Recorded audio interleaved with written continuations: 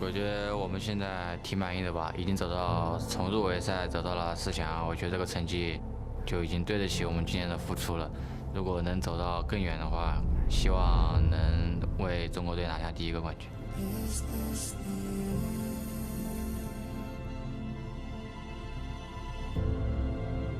롱주전을 3대 0으로 저희가 이겼을 때 그냥 사람들이 아 맞다 저 삼성이 작년 롤드컵 준우승을 했던 팀이지 그런 생각들을 많이 했을 것 같아요. 잠시 까먹고 있었던 것 같아요. 저희도 그렇고.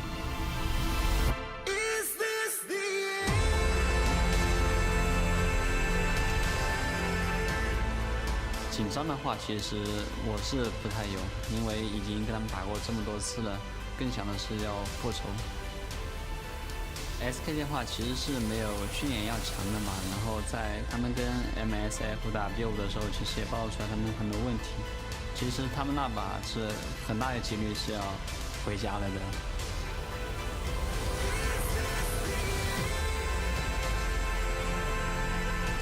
사람들은 저희의 시대가 언제 끝날지 되게 궁금해하는 것 같은데 저희는 리그 오브 레전드가 끝나는 그때까지 계속 세계 최고의 팀일 거예요.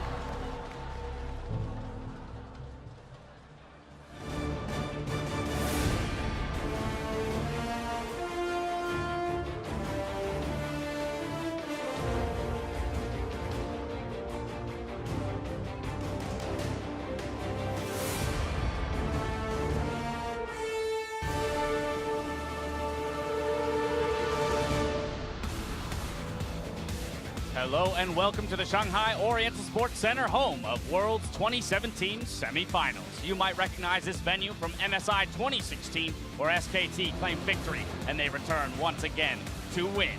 In front of this electric crowd, 4 teams will enter, 2 will book their trip to Beijing, China. And now it's time to throw it to Ren Dong as he introduces the Day 1 经过了semifinals. 5周的激战，我们终于迎来了2017英雄联盟全球总决赛的4强战队。 今天在上海东方体育中心 ，RNG 将会与 SKT 上演一场精彩的对战，获胜一方将会直接晋级到鸟巢的总决赛。现场所有的玩家，我们先为2支队伍加油，好吗？从2支战队的交战历史，再到明星选手的焦点对位 ，RNG 与 SKT 有着极深的渊源。4年前，在洛杉矶的4台普及中心。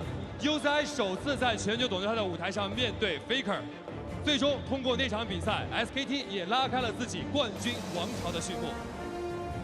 而在2016年 ，RNG 2度在国际舞台上面对 SKT 的王者地位，很遗憾的都是折戟归来。追梦之路，遗憾与梦想并存。那么在今天，卷土重来的全华班杀入4强，来到了上海东方体育中心。 他们的目标只有一个，就是掷出传奇，因为皇族永不言弃。同样，今天在我们的现场还有一位搭档，同样也是今天我的对手，也已经准备就绪了。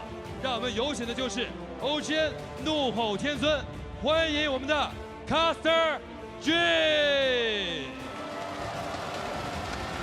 谢谢任董。 你好，上海！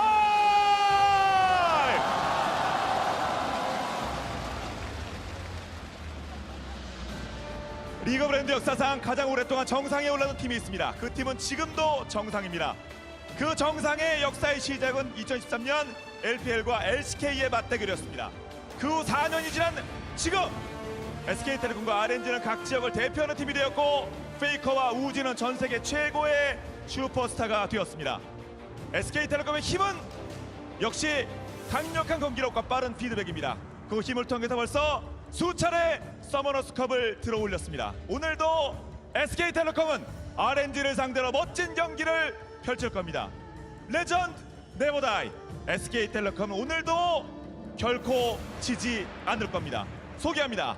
Let's welcome 让我们一起欢迎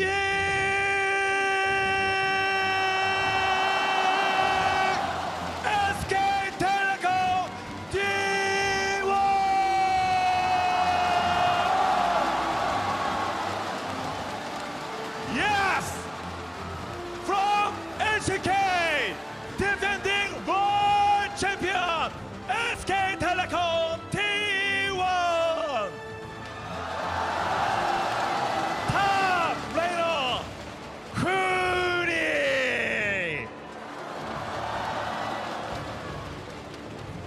jungle break.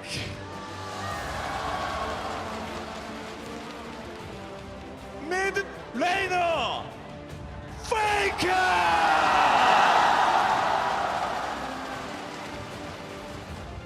AD carry back.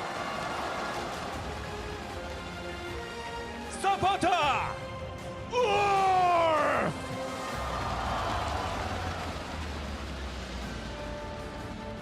Coach and sub Gona and Pina. One more time， 让我们在一起欢迎 SK telecom T1。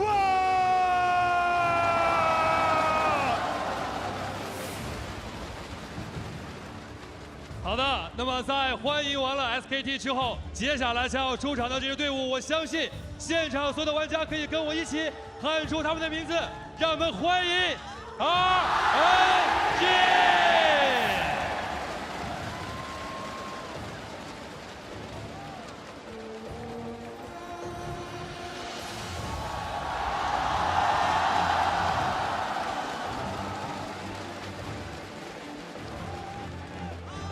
上路 ，Let me。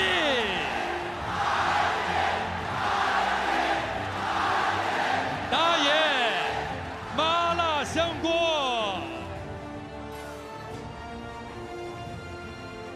中路小虎，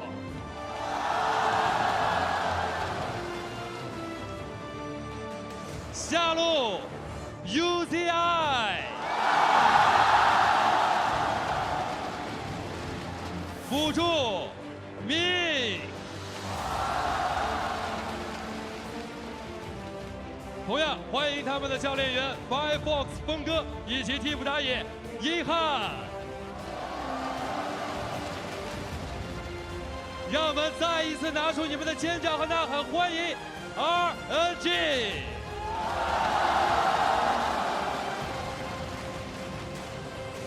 英雄志逐传奇，比赛现在开始。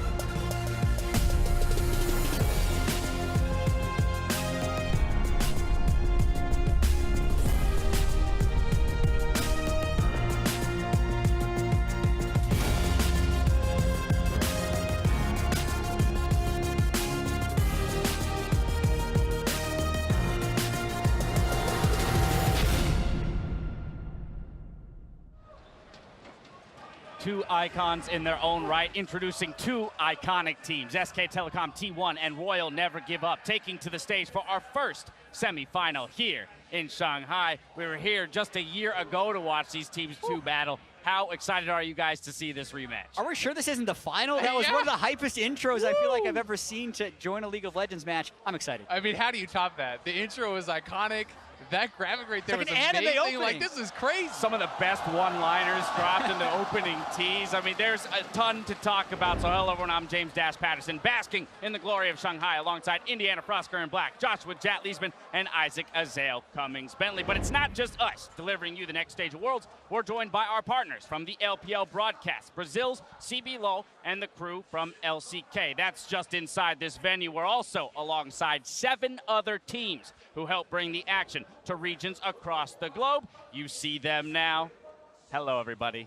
I love to see your pretty faces. Now, to truly appreciate what these teams had to do to get here, let's go ahead and take a look at the knockout stage bracket. Today, we've got a clash between regional powerhouses as Royal Never Give Up take on SK Telecom T1. And then tomorrow, Samsung Galaxy and Team WE each aim to reclaim former glory as they fight for the spot, or the final spot in the Bird's Nest. And it has been an absolutely insane tournament. Incredible quarterfinals, now coming to these incredible semifinals before us, and the LPL and the LCK standing above it all. And we've seen a similar story in 2015 when the LCK played against the home region in both semifinals. That was a 6-0 for Korea, but the fans here and the LPL teams want to have a different story this year. Very much so. As these players enter the final stretch in the road to the Summoners Cup, we'd like to highlight some players who've blazed a trail along the way. Here are our best of the rest, brought to you by T-Mobile, America's best unlimited network. For our semifinals, it's SKT's Faker and Huni, and then RNG's Uzi and Xiaohu. First up, it's the man who needs no introduction, Faker. I mean, who else could you start with? This guy has been so incredible throughout the entire tournament for SKT. In a year where SKT is facing so many questions, sowing so many holes, he still stands strong as the best player in the world. And everything that you invite this guy to, he wins. The only title he doesn't have right now in his trophy case is the Rift Rivals. MSI, World Championships, IEMs, domestic titles, Faker has it all. What more could you want? Next, we've got Huni, who's holding down the top side of the map for SKT. Yeah, and this is always what you wonder. Who's going to be that guy in the top lane opposite Faker? And a lot of people wondering if Huni was even going to make it to this World Championship instead of Muntara. But so far, this team has played around Huni a lot. He's carried a lot of games for them as far as pressure to get them to the late game that they're trying to achieve. You also have to love that he's doing it with his own style, right? It's a split push, super aggressive Huni style that he has made iconic. And, similar to how Khan was playing carry style, he is too. All right, then for RNG, China's legendary bot laner, it's Uzi. Probably the best of second place. He has 10 second place finishes behind him. He's been in 3 consecutive LPL finals back-to-back, 2 World Finals appearances, and he's been to Worlds 3 times. And what he hasn't taken home in the trophy case, he's certainly made up for with his flashy plays. Yeah, and he's been so amazingly good in team fights. You don't think of Uzi as a KDA player, but he has the best KDA at the World Championship so far, as well as those insane damage and kill percentage numbers. Well, those carry moments wouldn't be possible without the help from RNG's mid laner, Xiaohu. And while it has been about Uzi at the World Championship, in the LPL, this team was built around Xiaohu, and it was done so for a reason. This guy can play at the highest level. He has taken on Faker 1v1 and bettered him, and he's certainly looking to do so today. Yep, LPL Summer MVP Xiaohu is having the split of his career right now, and he understands that now is his time to strike. We'll see which of these players prove to be crucial in the fight for a spot in Beijing. From the first item till full build, you can follow the best of the Rift in more places than ever before. T-Mobile, America's best unlimited network. Now, looking at this matchup, I'd like to zero in on perhaps the 2 most popular players to ever play League of Legends, Uzi and Faker, specifically the dramatically different roads each of these titans have taken to get to this point. I mean, Faker has been killing it since he first stepped onto the scene. This guy, as you said, Frost, has done it all. 3 Worlds titles, 4 LCK championship, 2 MSI titles. It's just unparalleled, and it's ridiculous that he keeps performing at this level. And you look at how old some of this footage is. He's been doing it for so long with so many different teammates across so many different metas, and he's just consistently been the best. So watching the way Faker consistently meshes with whatever new team comes with him, credit does go to their coaches Koma and Carter, but so much is on Faker, always the one there lifting the trophy.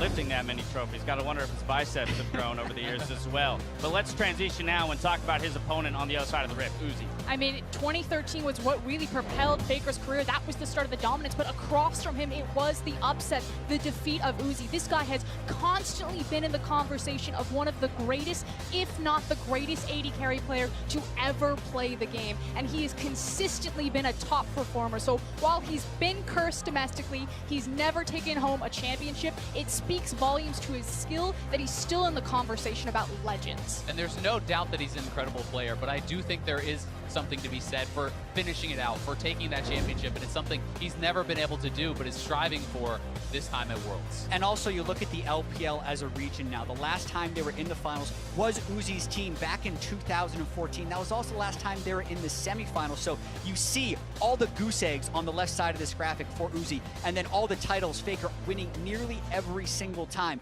But this is the year that RNG believes they can do it. All right, well, success seems within reach for RNG. given how bot lane focused this entire Worlds meta has been. And that's the first red flag that I have to throw for SKT. Koma said it himself in an interview that Bang and Wolf are not performing well. And it's not just the fact that they've been drafting themselves into losing matchups, because that is a portion of it. It's also them making individual mistakes. Their 2v2 deaths against a Leona with fervors, like, yes, it was cool for Ignar to catch them off, but they misplayed that situation terribly. And I think contrasting that to RNG's bottom lane, who I feel like have also been picking losing matchups often, to get them to the team fighting phase more reliably than SKT. And that's actually where I feel like this RNG team shines more than anyone else, is how good they are at orchestrating the right late game team fights to win these games from pretty even gold in the late game. You do have to say, though, even when SKT is down, they still find a way to find the miracle team fights. They were 3-1, went at a major deficit in the group stage. They find these incredible comebacks as they did against EDG, and even from behind, they're always a threat. Yeah, and listen, there's a reason both these teams are here. SKT is 8-3 win-loss at Worlds. RNG is 8-2. They're both been able to find the late-game team fights. It's a question of who can do it better. All right, well, one other small note that we have to take into consideration is the fact that Blank will be starting today for SKT. So my question is, what does that mean for this team? Perfect segue. The other red flag that I was going to throw for SKT is their jungler. It's kind of been non-existent. Yes, Peanut has been starting majority of the games, and he's kind of fallen back on maybe being this ward bot, setting up safety nets. It's not the big, flashy rocks Peanut that we remember him.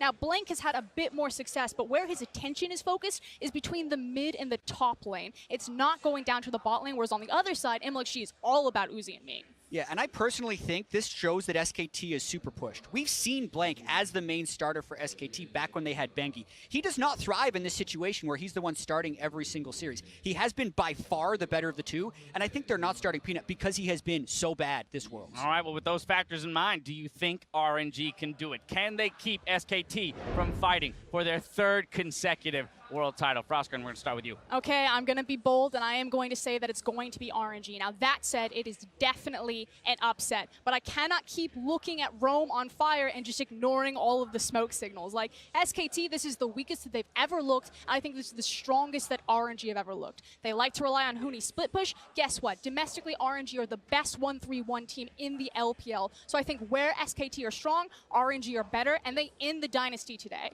And Dash, earlier this week on The Dive, I predicted SKT for a 3-2 because of their dynasty and because of how clutch I feel like they are. But in the last 4 days, since I've been watching more VODs and looking at more stats, there's too much stuff for me to ignore in this Worlds where I feel like RNG can be a better late-game team-fighting team.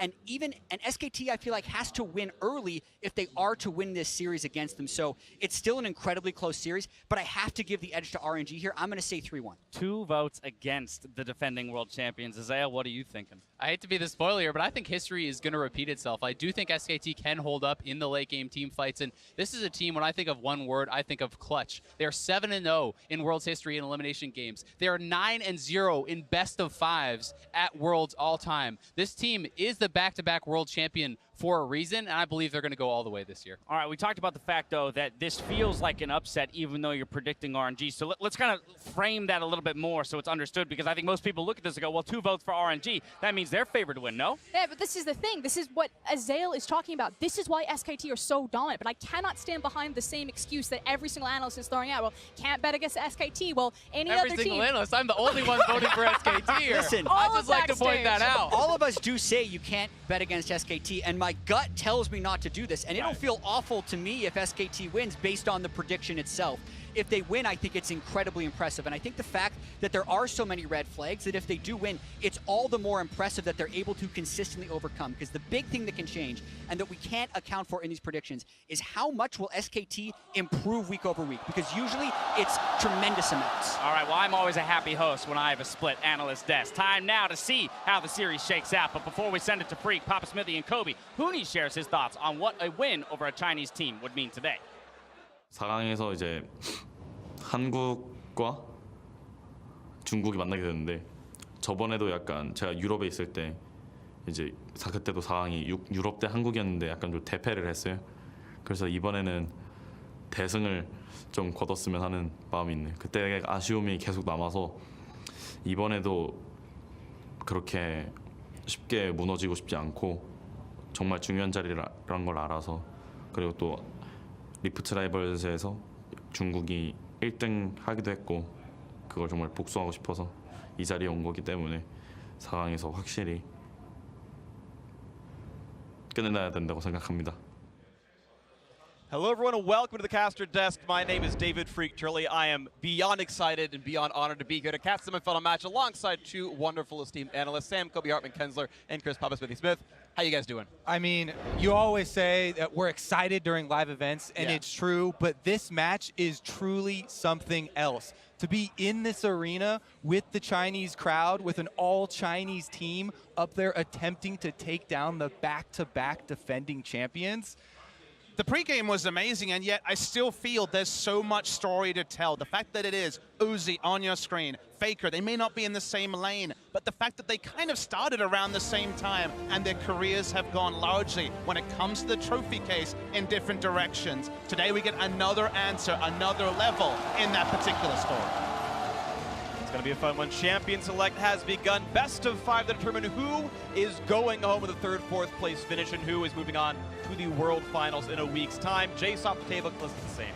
For people just tuning in to the World's tournament here, Jace has been a huge pick for SK Telecom, mainly for the top lane, for Huni, and they have used it and its early pressure to split up enemy teams. I absolutely think that the analyst desk had it right. It felt like SKT needed Huni on the Jace or on the Trundle to create the pressure, because largely their bot lane was losing and mid lane was going even. So Huni was that pressure valve. He allowed them to get to the later game, to get the items up with his pressure. Banning away Jace in the first round is expected. No Trundle ban, at least in the first round. Yeah, one of the biggest things coming into this match was, even though there's so much ridiculous history between these two teams, they've been looking very different here at this tournament. I want you to notice something. Lulu is the final ban on red side here from SKT. Janna is available, but so is Galio. SKT are rolling the dice and saying there's 3 strong picks. Sejuani. And Sejuani being up 2. There's a lot left here. There's a kind of a bounty of meta picks available. Plus, you need to take into the account that Royal actually have used Soraka into the Janna before, and everybody's used to seeing Janna first pick, but they do have other options. I want to note that Janna Caitlyn, the duo that really WE debuted and pushed forward, is available as an entire duo. Tristana has been preferred over it, but the duo power wasn't on display in quarterfinals because it was never available at the same time. Also, with teams having more practice and more time to prepare against the early sieging strategy like that, that doesn't have an outlet valve for the late game, you have to be much more worried about opting into that. Plus, the Tristana has been extremely big for Uzi, knocking down towers in a similar fashion, and the Galio has actually put a stop to a lot of those choices. The bans here are so interesting. The Gragas ban in particular is targeted towards blank. Neither of the SKT junglers have found success on the Gragas this tournament. And with Caitlyn left up, RNG, with this pick and ban so far, is saying, we're taking it late. We're not going to try and emulate Misfits Pickstar. We're not going to try and emulate AHQ's Fizz Sejuani. We're ready to go late game, and they don't feel like SKT can close, so they're happy to go the biggest scaling duo of Twitch and John. And as we said, We'll Never Give Up have shown different strategies before, but at this tournament, it has been them looking so much more controlled than ever before in the past, and playing to those late game team fights. You say that Misfits won't show up here in RNG side, but SK Telecom have learned from it as well. I think they're learning also. They see the extra scaling and they add on a variable that RNG may not have expected. They considered the Rakan by far the more normal of supports, an engaged support that can take the Ardent Sensor. SKT look like they're opting out of Ardent Sensor in game 1. The ode to Ignar starts right now. SK Telecom with the first piece of Galio makes it very easy for them to craft a strategy around the bottom lane. Galio is the most important, where he could join super early on and provide that front line. You want to have extra pressure around a Blitzcrank pick. You never want a Blitzcrank pick to be left on its own in the side lane. And so now it's up to RNG to realize what exactly is SKT's strategy. Are they still slaves to Ardent Sensor? Is it the Ivern, the Nidalee, the sensor users in the jungle role, or maybe a Karma mid like we saw out of some of the European teams as well? Or are they bucking the trend entirely, as we saw in their Game 5 victory in the quarters? I mean, Blank has never played a professional game on the Ivern. A couple from Peanut, never from Blank. So already surprising. And Nidalee banned as well. So RNG is saying no Ardent Sensor from the jungle, largely no Ardent Sensor from anyway. Very, very interesting. Now, something that hasn't come up before, but I did see in Huni's solo queue, he played top lane Karma, plus it could be a top lane Galio and a Karma in mid lane. So if they really, really had to dig deep for an Ardent Sensor, that pick would be available. However, it would seem like they would have a lot lacking in damage. With this profile, they've already locked in the Zac. The takeaway and step back and appreciate there is an insane amount of backline dive on SKT. Zac goes in, Galio joins him. Maybe Blitzcrank has already started the fight. Janna is enough to reset Galio. That was why I was surprised that Galio was prized over Janna. But when you add in other initiation options, there's just not enough. Janna cannot peel everyone away. In addition to the fact that Blank himself starting here is an abnormality for SK Telecom at this tournament, and he has played Zac versus MLXG in the past successfully as well. So we'll see if they can pull it off again with the Malzahar answer though into the Galio. We have another switch. And I don't even know which lane it's going to just yet. If it's mid or top, of course, top it should be good into Shen, but these are flex picks still. You've got to wait to see. Every single champion, aside from maybe Trish, has ways to get on that Trish. SKT can have the biggest disaster in bot lane for the Twitch, because suddenly every member of their team can impact bottom in an instant, just with the Gangplank ultimate into the rest of what they're doing. This is also the clearest win condition draft we've seen at all worlds. It's engage mid-game from SKT with some late-game options against RNG, with scaling everywhere. We have talked so much this tournament about the favorite teams failing to innovate, failing to adapt. Yet SK Telecom here, right out of the bat, a big switcheroo in the champion select, whilst RNG are playing the same style that we have seen this tournament, and they have executed on it so far this tournament. It's up to SKT to upset that game plan. Really excited to see the favorites coming in and turning it around. The Gangplank, I'm almost certain the first Gangplank of Worlds so far, bringing that one there. And I was wondering, like, when are we going to see more carry tops to fight against the tanks we're seeing constantly? Huni, no surprise to what to do it on this Gangplank. I was actually expecting Gangplank, but against Galio in the mid lane, because Pawn on KT Rolster had shown that was a semi-counter pick to all the Galio. But this time it's with the Galio. Remember that Gangplank can often be turret dive. Galio can also try to relieve pressure there, so SKT really have a robust early to mid-game comp for certain. We definitely need to highlight the areas where they can be taken advantage of. As you said, diving in the early game, it often comes down to jungler presence, and usually we're talking about Zac has to scale up, you know, doesn't have a very offensive look early on. Sejuani actually is a champion that can look for a level 3 play, whereas Zac gonna need some extra levels in the Elastic Slingshot. Freak, take us onto the Rift. We are onto the Rift. The semifinals of the 2017 League of Legends World Championship begin right now. Royal Never Give Up, representing an all-Chinese team in their home country here in Shanghai, versus the defending world champions of SK Telecom T1 from South Korea. An innovation down the line for SKT. Let us set the stage lane by lane here, because all of these matchups are incredibly interesting. And we'll start with the mid lane, Faker on Galio again. We saw this tournament how extremely proactive he was on this champion, ganking before level 6 with the roam and not getting behind in farm at all. Uzi himself with an ode to that point, makes a visit to the mid lane.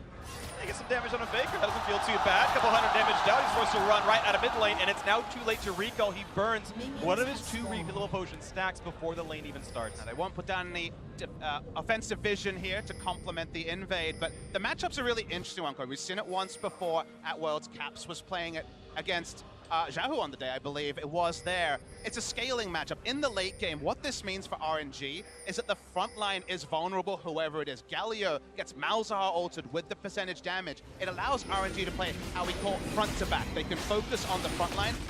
Between Malzahar and Twitch, you can shred frontliner from SKT. Now, shred is always a situational word, but given Galio, you actually do shred in the late game with how much percentage damage the Malzahar can do. There are going to be some situational difficulties, of course. Huni with the Origins can break out of Nether Grasp for free, doesn't have to buy Quicksilver Sash ever. And Faker and Blank are going to be, we're going to love to buy Match Fence and buy an Adaptive Helm. Based on the gold values here, they can be invincible even to a high damage mate like Malzahar.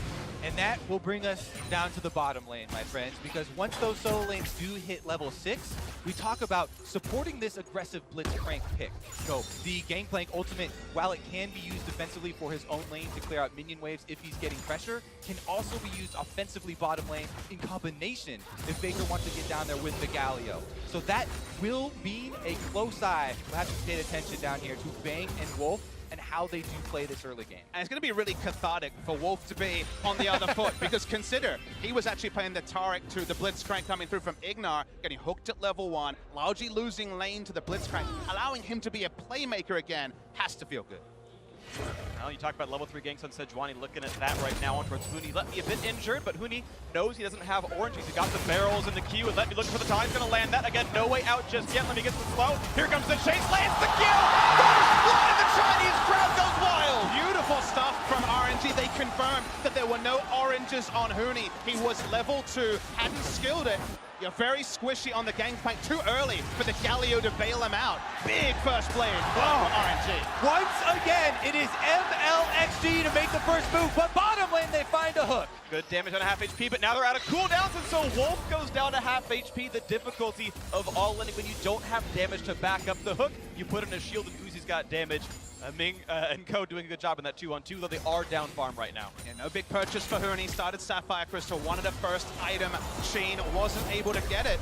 These trades, remember, they haven't played this style so far at Worlds, so the trades are always going to be a bit new. It's fresh on stage. This was perfect. And a lot of the big, 1v1 advantages of Gangplank into Shen that we were talking about in Champ Select, come through with, yes, armor penetration and being able to use the orange to exit CC combinations, but that's why we highlighted the power of Sejuani going for a level 3 possibility of a gank, finding it there before Huni even gets a chance to skill the ability up. I mean, the lane itself is very strong if the Gangplank is left to his own device. In a true 1v1, with Blank providing coverage, then it's great, but Blank's on the Zac. You want to opt out of skirmishes early. You're not likely to be putting down defensive wards, killing the Scuttle Crab in the face of the Sejuani. You lose a trade if you use your E and you can't get out. So that was smart from MLXG to buck the trend of this tournament where he's been passive, to be a lot more aggressive. And speaking of aggression, the flash and chase for Faker. They have the damage, knocks him back up. One more shot will do him in. Doesn't need any ability power. Faker gets him down 1-1 so far in the game. Blank walking out cleanly.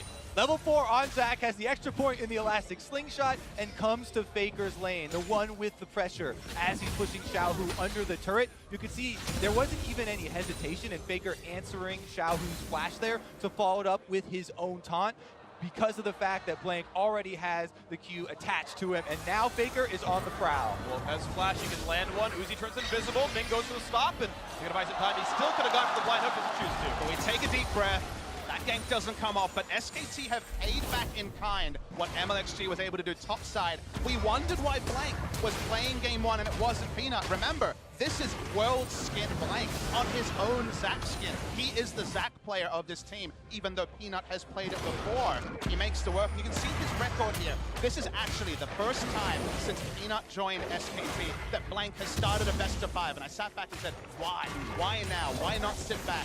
But I think largely it is about winning game 1, getting some confidence, potentially even silencing the very excited crowd. Is top lane. Lands a flash, lands a slow, waiting for the stun against Huni. No orange to be popped just yet, taking a bit of damage, lands a stun, but the taunt is on. Do they have what they need? Is the orange out of that one? A couple more shots to duel in, and Huni to go 0-2. Here comes Faker. He's going to knock him back LXG, and that's going to be spicy. Faker on his second kill. The protection that you talked about with the Galio, level 6 comes in, and Faker is able to get the answer kill for Huni. And he was only able to because Huni bought some time, was able to move back, held onto the orange, I believe, for a long time, got into range. Faker had the quick level 6 because Xiaohu went down, and answering that, and even controlling the minion wave to not lose creep score across the team of SKT. He's out of mana, but let me get a decent trade. Probably shouldn't be able to kill, but at least forces some more farm to be denied. These last few minions will not go to SKT. And again, let's pull it back, because jungle ganks are exciting. Well, take another look at this one. First, as MLXG walks in, Huni's going to save his orange for the taunt and the extra duration here, but immediately he gets slowed back up. You can see Faker also only now in position. MLXG uses his second Q to get the final bit of damage, so no ability for him to escape. A 1-for-1 overall. Blank keeping up the pressure here as he invades with Zac. He is level 6, but MLXG has Smite and should be able to get it himself. Now, again, pulling it back and slowing it down, while jungle ganks are very exciting, what does it do to the lane matchup? SK Telecom, we talk about those double globals. Faker, with the extra experience, diving that turret, was able to get to level 6 so quickly that he was there before Let Me.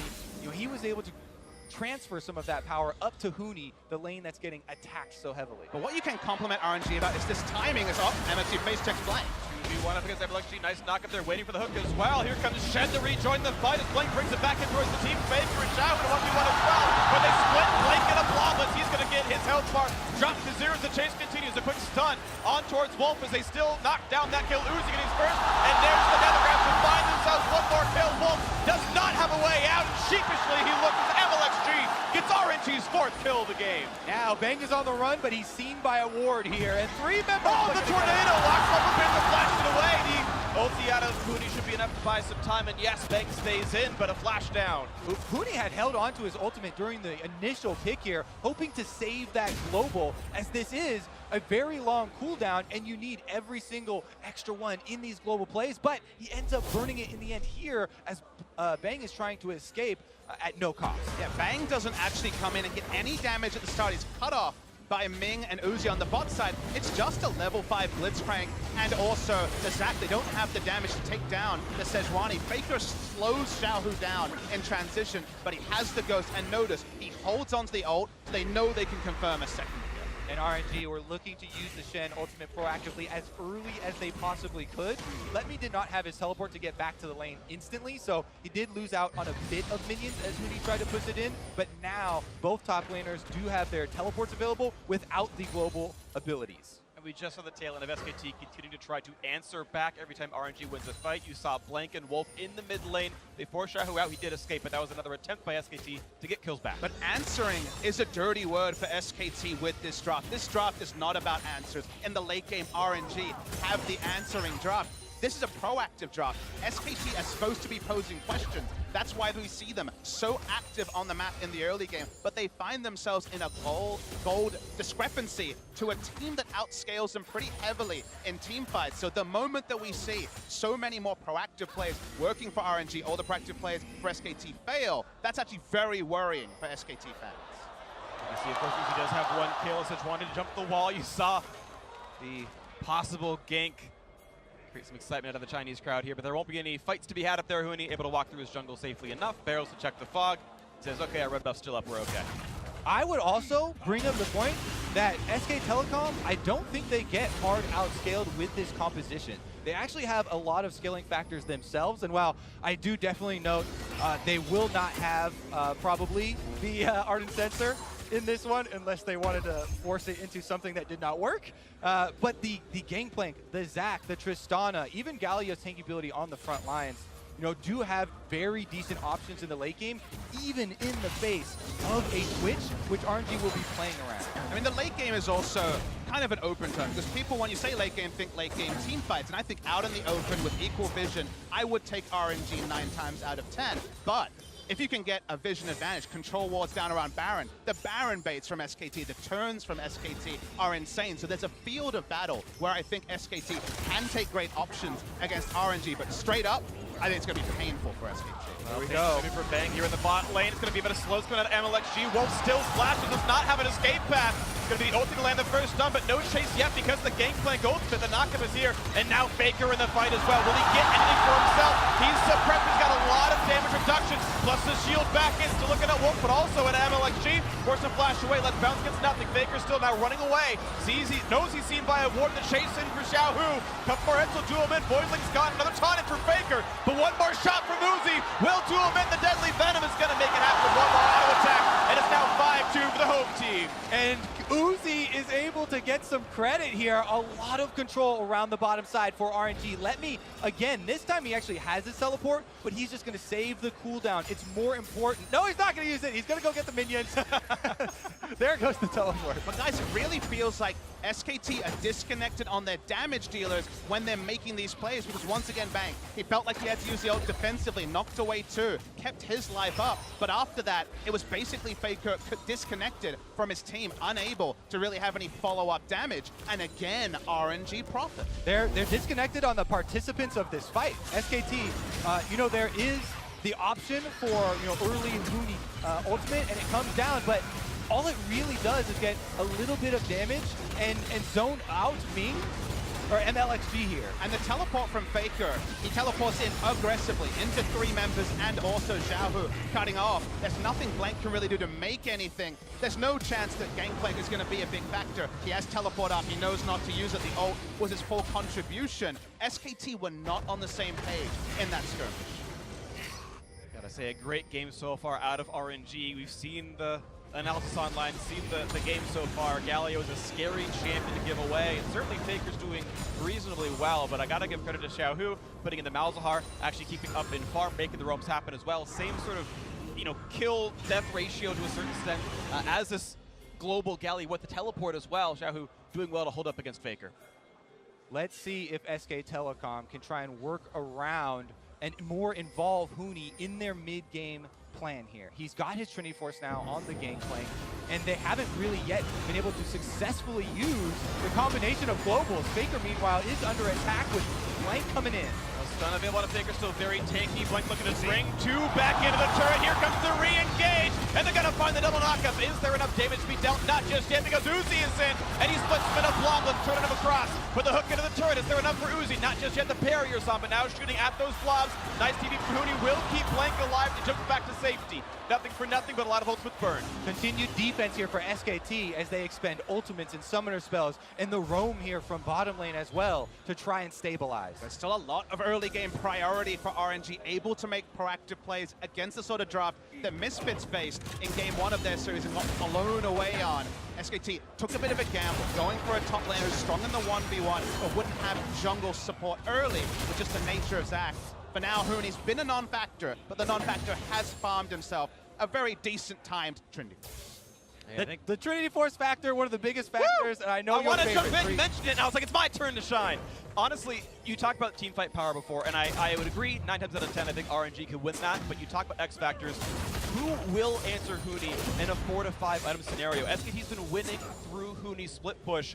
Does Shen beat Gangplank 1v1 late game? I think that answer's no. And when it comes to win conditions, how many of SKT's wins have been exactly that question for you? The Trundle, or for example, one of his other picks in the top side, the Jace as well. Who will answer Jace or Trundle has been largely how SKT have found footholds and then team fights, famous ones against EDG, how they've completed them. So they have the Gangplank, it's different, but it fills the same role. Here we go, another gank into the top side. Huni does get away from most of the punishment. Gets himself 10 gold with a bullet to the back of the head, and let me shield it up, but is still pushing his turret now. Blank getting some alone time with a Cloud Drake. Yeah, a lot of effort from RNG spent towards the top side, and SK Telecom having faith in Huni to disengage and just absorb that pressure. Meanwhile, they take the choice here on the bottom side. In exchange for it, it's going to be a risky dragon take as Uzi comes in. For a little bit of something, doesn't get hooked in. Now looks for the next fight to be had, but might get knocked up as Blank wants to run away from this one. Doesn't want to get himself into a fight just yet. Let's bounce popped in, gets over the wall, but a stun lands on the wall. That could be next foot break. The passive shield pops as well as from his keystone. Flash the wall, staying alive. The flash to Jake. A heal comes in. The ulti. Sorry, the sun's going across and find someone. There's the open, and that will be bang silence as the next kill, the next chase coming across. They will not yet get Blank, but a 2 for 0. You can see Uzi's feeling it, going almost into the base to pick up the next kill. I love the target selection from Xiaohu. He's had a great tournament, but an unheralded one. It hasn't been Xiaohu picking up the solo kills, but so often he's where he needs to be, even against a mid laner who will roam first, and his target selection was the big thing. Exactly. RNG sticking to the game plan here. The execution on the focus around bottom lane. Continued Shen ultimates coming in to punish these attempts from SKT. Uzi charges in fiercely on the Twitch, knowing that he has Shen ready to arrive. From there, it looks like SKT will largely get out. Maybe Wolf will be the sacrifice, using Let's Bounce just to jump away. But Wolf has a big enough shield from Courage the Colossus and his passive. He thinks he can live. Notice that Xiaohu is in range to ult many times. He holds on to it until the perfect moment. Uses his ghost very often here in these bottom lane skirmishes. Yes, he doesn't have a global as Malzahar to get down there, but the ghost is such a low cooldown summoner spell, and he's been using it so frequently that he has been able to be a huge factor in those plays. Absolutely. The back end of the replay, we saw 2 flashes and a heal, not amount to the kill on Blank, but I want to point out that the Huni split push got first turret gold. Before that fight, Blank got the Cloud Drake as well, and generally first turret plus a Drake worth 2 kills in total. I think SKT went pretty equal in that last fight. Map wide, if you consider that one. Now fighting the bot side, they've hooked in Letty, but he's very tanky on the Shen. looking to survive, but getting slowed down. Blink adding more crowd control, but no damage to be had. However, still alone time with the turret. This is the sort of draft that in many ways should have forced reactive plays. This is the first successful one, where SKT do actually get an objective lead and will answer with, at minimum, the turret and bot lane. They'd love more, but Letme's pretty slippery. Number 2, not quite going to land from Wolf. A quick walk away for Letme, but this turret will fall. Traded on the top side by RNG. Really, the elements that I'm looking at in this game to start to shine here as we get into the mid game and these outer turrets start to fall is the engage from SK Telecom. You talk about the Blitzcrank being a risky pick, trying away from the Ardent Sensor. That plus a Zac, if you can control vision, those are where they can actually start to open up their game plan and to start to break RNG away from the success that they're finding. And I like that you talk about controlling vision, a very standard thing as the game has evolved. SKT has a lot more members that can put down vision and not actually be at risk of dying, as they really want to kill Letme, but so far frustrated. They have basically everyone short of game plan to Tristana happy to face check. They can put down the vision. It's profiting from the vision that so far they haven't been convincing. Mid turret going to be falling, so RNG going to open up that mid lane first in this game. There's no one really punishing them, and Uzi is going to get solo gold on this as well, so we need him for the kill credit there. Of course, you've been seeing that SKT duo shove down on the bot side, but Letme, thanks to his lane matchups, been able to stack armor and be pretty safe to it. And SKT have to play to their control ward vision. That's where they have exclusive roam. It was bot side. It was nowhere near mid, not top side either. It was too risky for Faker to walk back into mid, so they have to give up his turret. They want Hootie as well. They land the silence. There's the ultimate call. Orange's pop, but doesn't have anywhere to go. The barrels might not matter. Uzi on a killing speed, 3-0-1. 2. Close enough. The transfer of power here for RNG. They find another kill, and Uzi purchases the Infinity Edge. That combined with the Hurricane mean that RNG are very much looking to punish. And Hooney's committed to what feels increasingly like zombie pushing, returning to lane, appreciating that, yep, I'll probably die, just like he did so many times split pushing with Jace without vision, with Trundle without vision. He knows he has to create pressure. Many other teams kind of left him to his own devices. We had, say, Cho'Gath teleporting out of lane, trying to make teamfight wins. RNG just going towards Hooney, and he's increasingly falling down. And the reason we're highlighting Vision now, and we need to elaborate, is that, you know, Blitzcrank and Zac, these are some of the picks that gain the most out of that fog of war and out of that surprise, the couple of seconds of reaction time that you lose of any champions in the entire game. But it starts to crumble when you don't have that pressure to work with and the setup. And if you think about it, we talked about where the vision was. They're trading red sides, and that means that RNG as a blue side team will be able to put down deep vision for Baron setups, potentially see the Zac and also the Blitzcrank setting up and remove any options for SKT to play around the Baron. It gets much more predictable when the Baron dance starts if SKT cannot control their red side jungle. Let's see where the wards go for this one. Bang, of course, on the back foot, clearing out mid. Letme getting alone time for a couple of seconds, but here comes Hooney. Dodges away the barrel damage. Look like the waves are not going to be yet enough, and Hooney going to back off the turret, give it away, and Letme going to make this now 4-2 in turrets, 8-2 in kills.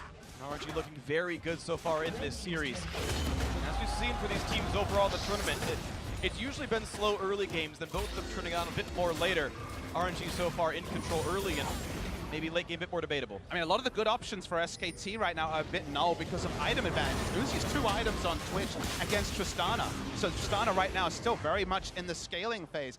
The Galio's top lane pushing out. They're trying to find free farm for all their carries. It's a very gold-intensive lineup for SKT to get online. But RNG is setting the pace, and they're trying to quicken it with the Rift Herald in mid lane.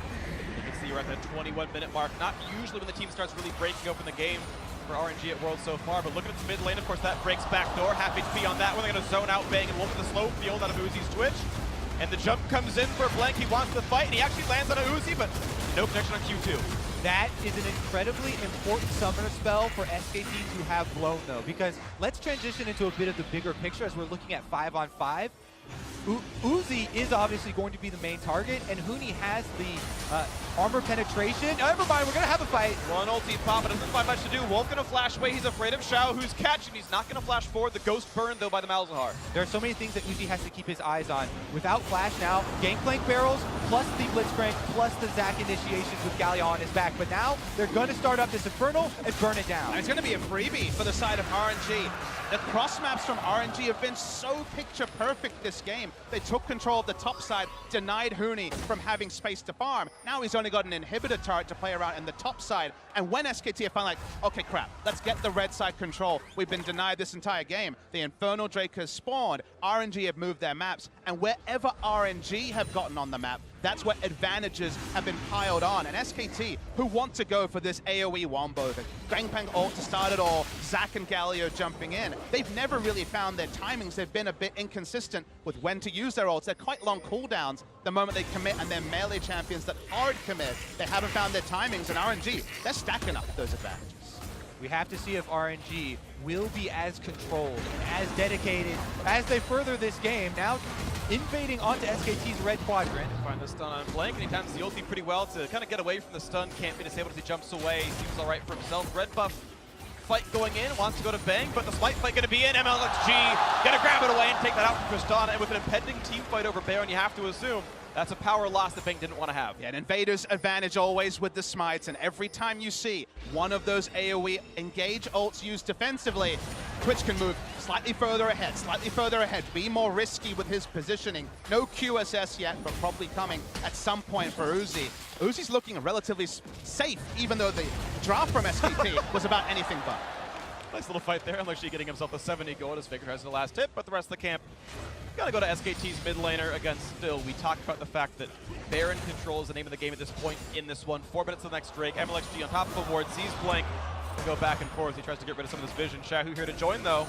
Will they go for the trigger pull? Not just yet. Lots of magic resist on this Zac. Makes it hard to kill him. It's important for RNG to keep threatening vision here. Okay, let's hold that point. Broke off the pass, the hook back in. They're going to knock him down. Shahu has fallen. Was left alone with the team nowhere near. Not quite the chase to be had, but 1-0 SKT. This is why you question, will they be as controlled when keeping up the pressure on SK Telecom?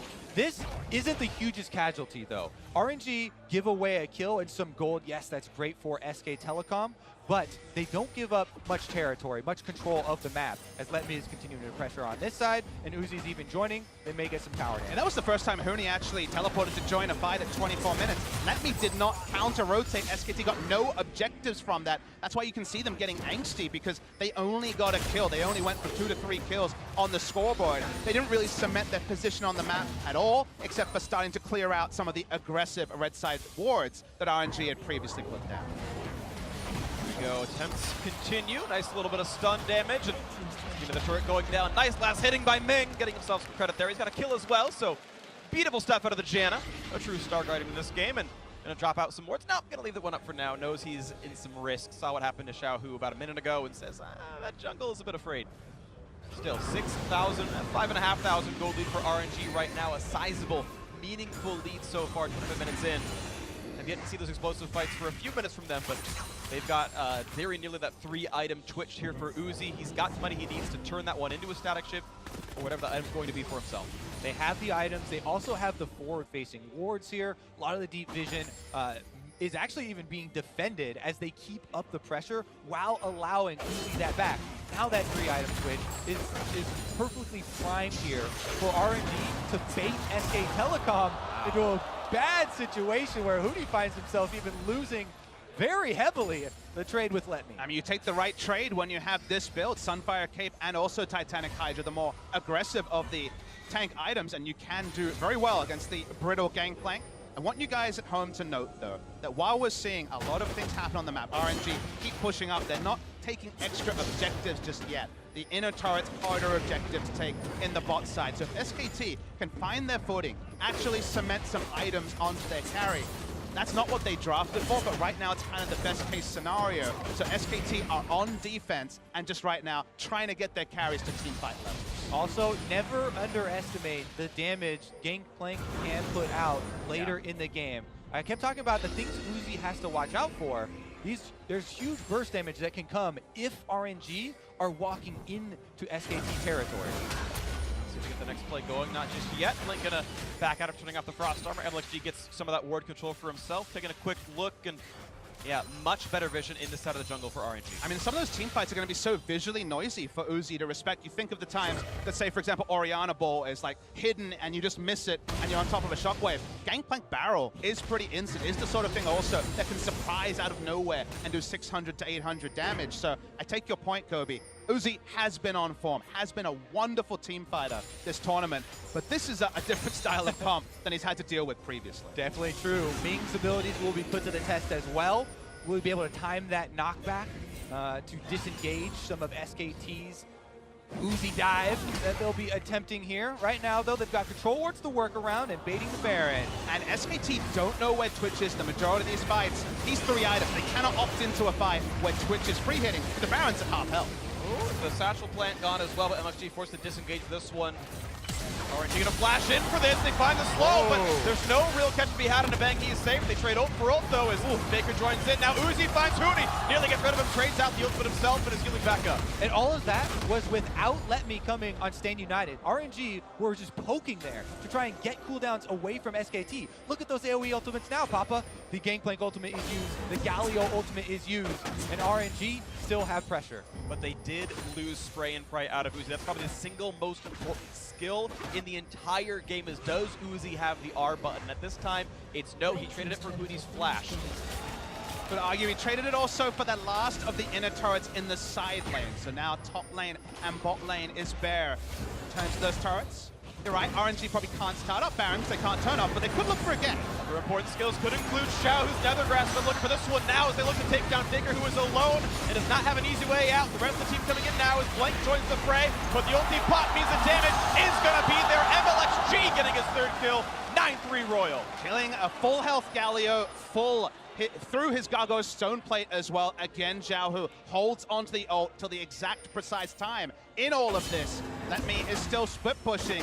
SKT are torn over whether to fight topside, cement their vision around Baron, or try to stop this split push. There's only bad options for SKT. Well, again, a trade out of Let Me, doing some damage onto Huni. Look at the barrel fight, wins it this time as the Shen. And he's gonna be able to kite away from easy barrel chains here. Faker does have TP plus his ultimate. He can get back to those fights when he respawns. Exactly. That's why RNG have to, again, be controlled in pressuring their advantage here. Because SKT still have teeth.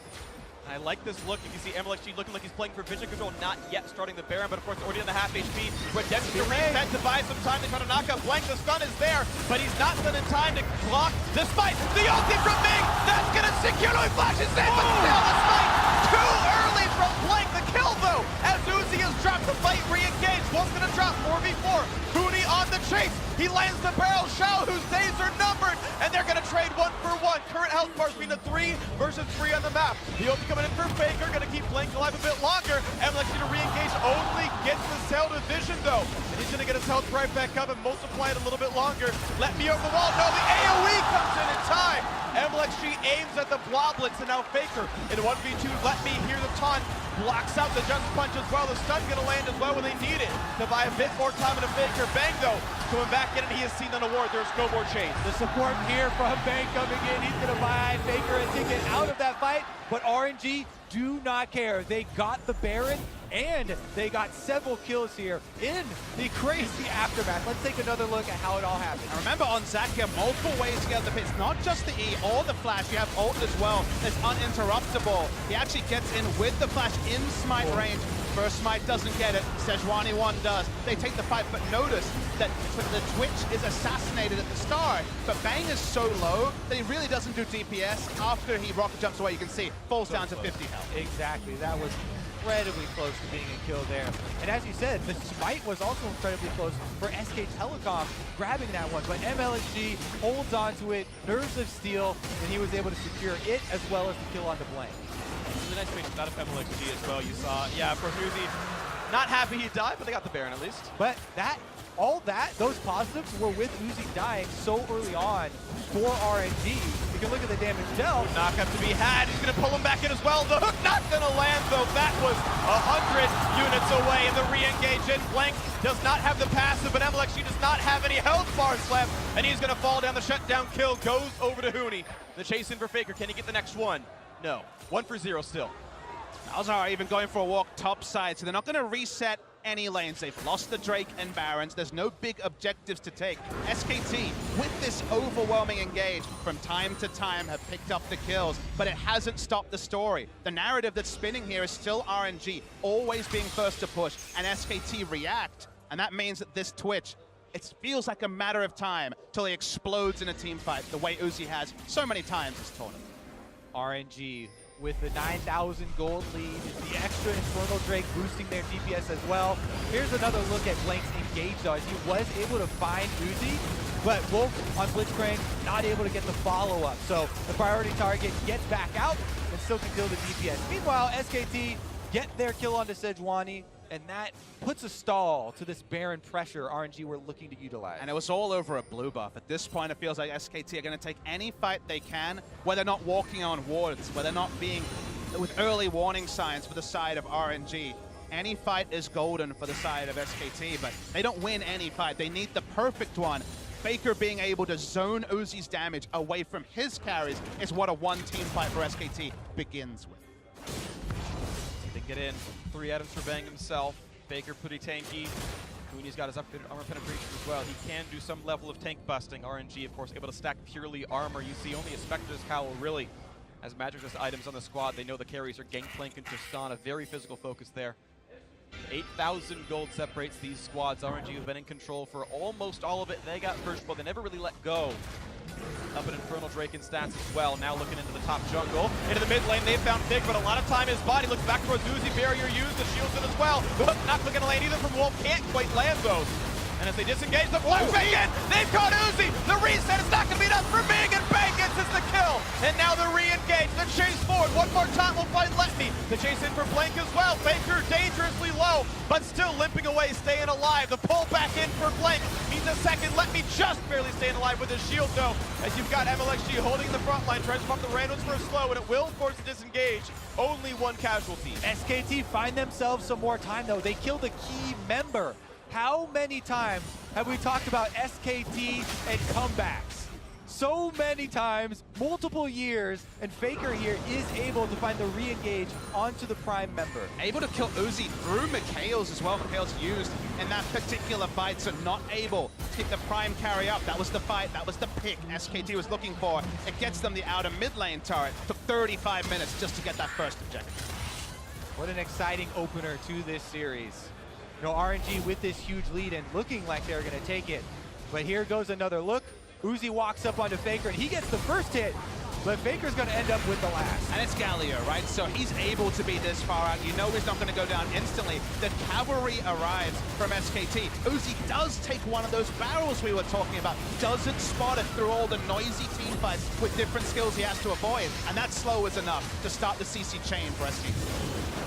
And they've got the chase here. The low health members of SKT trying to balance because they know the main DPS threat is gone.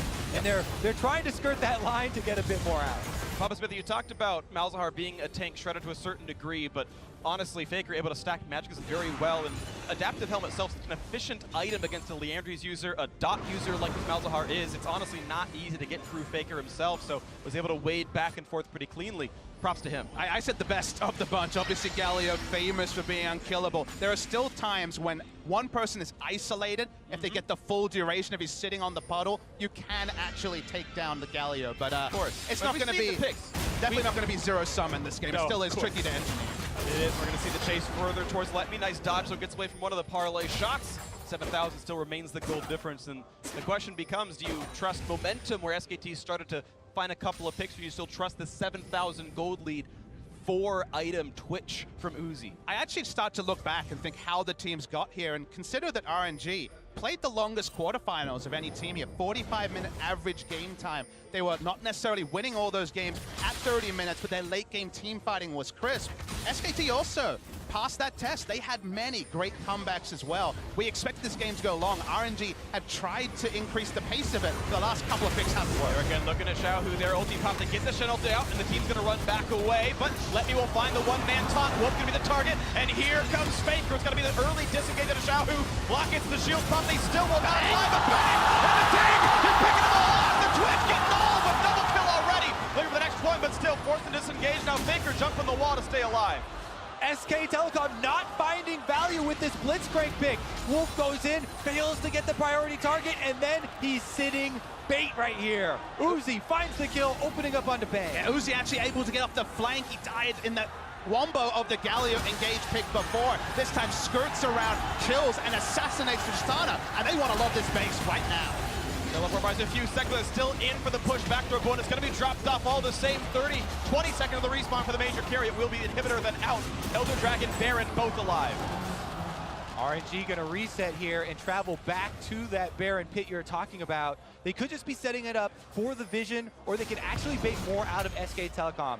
Bang is reviving now, so he'll be able to walk from base to try and join, but RNG rushing it down. Rushing down the Baron, no ulti available for Uzi if there is a fight to be had, but no one is even close to in range. Let me an easy recall. There's the pickup for RNG. And SKT trying to get Elder and rush it down, but there's no Tristana here. So the speed is not that fast, and the redemption, just a check. Teleport coming in from Shen. He'll have the flank onto Bang here to try and come from behind. Let's see if they get this fight in time. Baron buff on. The ulti's still not there for Uzi. Going in for this fight. It's going to be picked up by LSG. Picking them all up now. The fight to begin. Looking for the kills. One already gone as Bang has lost his life. The flash forward for Uzi. Doing it the best he can. And now the passive gone as Faker. Now isolated, suppressed. And there's the Malzahar damage we needed. 3 kills already for the Chinese squad. Looking for a 4th as the slow lands a perfect red for Let Me. And Uzi is here. And the Wolf is gonna be falling. Uzi gets himself another 6 kills in the game. Midlight under fire. RNG gonna walk it up the mid lane here to the Nexus turrets. And they're gonna have it. The celebratory channel just for good measure. But Huni cannot possibly stop this onslaught. 38.5 minutes. Game 1 is done. RNG need 2 more. This win means so much for RNG. And guys, the reason why I say that is not just the fact that they went up 1-0 against SKT. They actually went up 1-0 in both their best of 5s last year. But it's the fact that RNG stuck to their convictions. What were they good at? Late game team fights. They went for the Twitch Janna. They did not care about giving up Galio, about giving up the early to mid game. Their read was, if it goes long, we will win.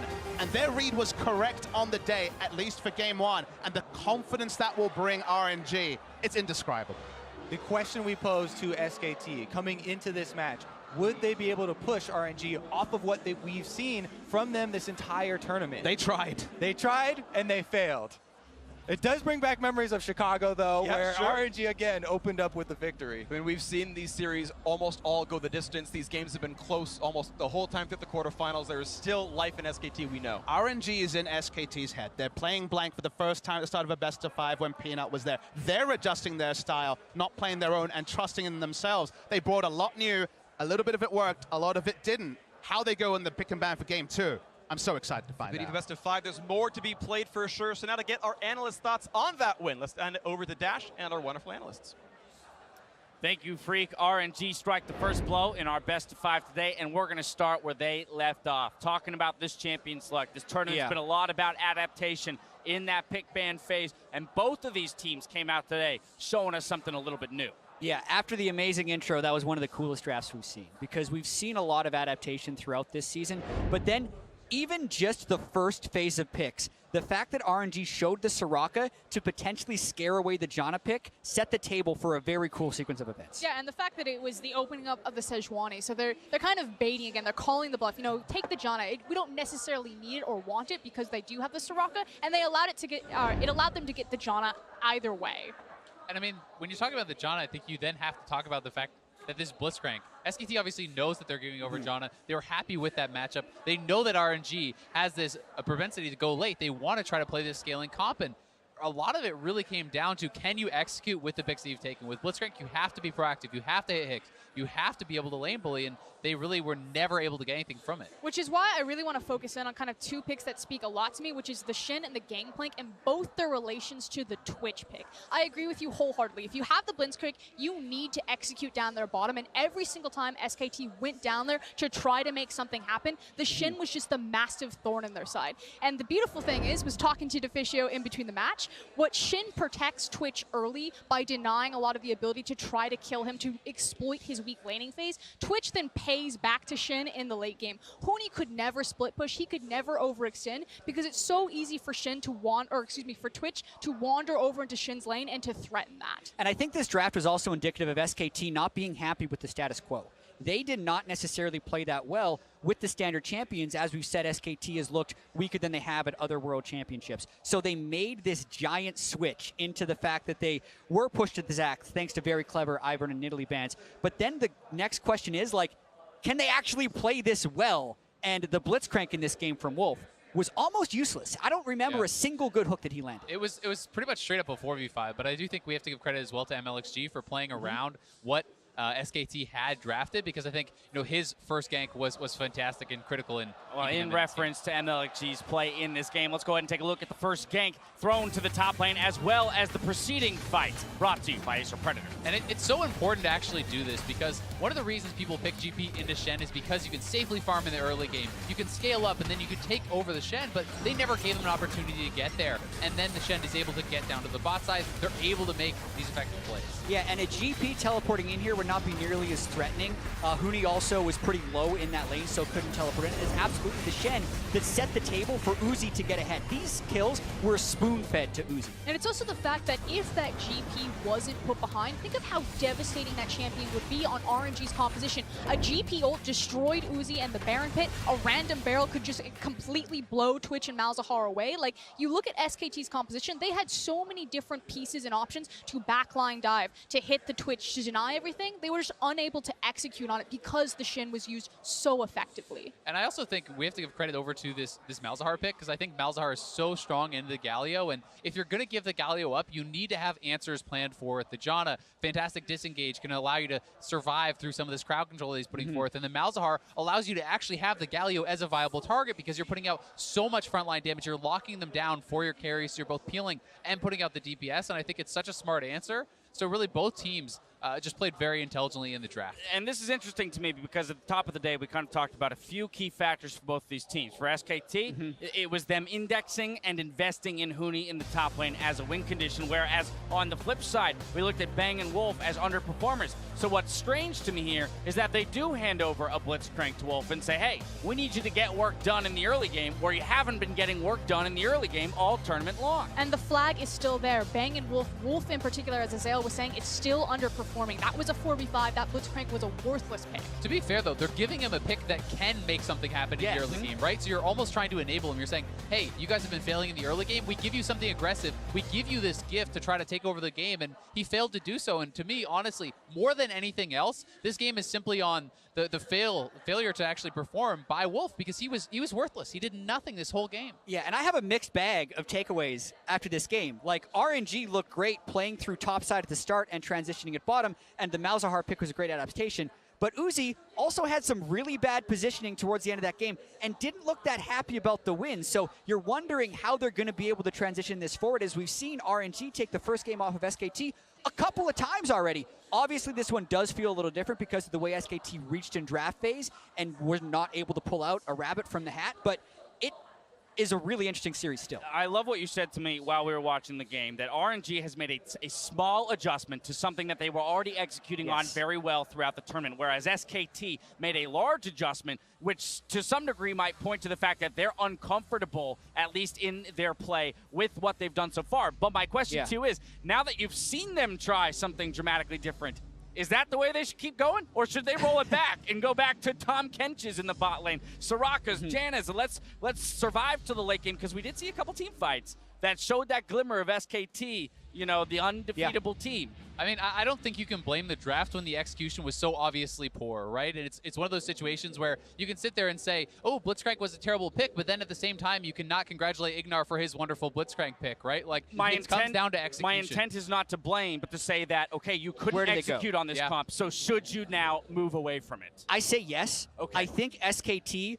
historically takes a lot of shots in Game 1 draft. I've seen them give away dream compositions in Game 1 just to demoralize the enemy team. So this could have been one. We're going to pick Blitzcrank, we're going to hook Uzi 7 times, and then he's never going to show the light of day in the series from here on out. Right. It didn't work, so I think until we see Game 2, it's hard to make any close to conclusions on this series. Frost, SKT to blue side. Give me your thoughts on game 2. I'm going to push back a little bit and say that SKT, yes, they were trying to cover up the weaknesses in their bot lane, but they were still trying to play around the strengths in their top lane. They put Huni on a massive split pusher. It countered or could answer RNG's composition very well, but I think the main issue for me is that RNG are so good at playing around a split pushing top laner. Constantly Huni was getting caught out. Constantly they had answers or were rotating around the waves, and so that's where my focus is. If RNG can continue to control the pressure valve that is Huni and what he allows for SKT, I think they win this series very cleanly. I mean, a look of concentration on Uzi's face there as he gets definitely the looks head like rub. he has some neck pain. I mean, that can happen for a number of different reasons, but trying to get some attention backstage. And we saw the beginnings of the famous neck pain from Faker. Faker throughout keeps that his game. neck very stretched. Woo! All right, well, RNG have shown they're looking to make history. See if the reigning champs can strike back in game 2 after the break.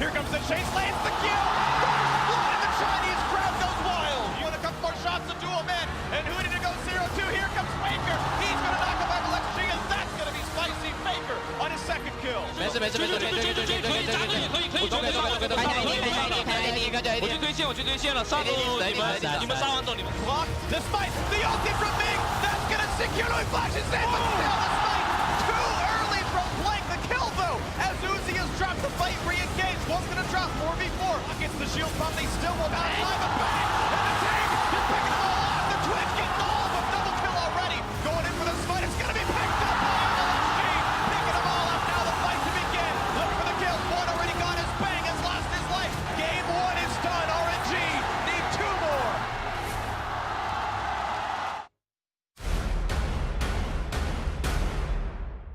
Untamed power.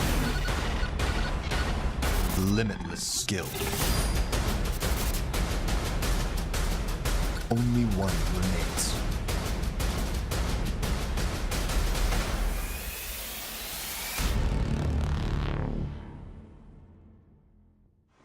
Summon your strength.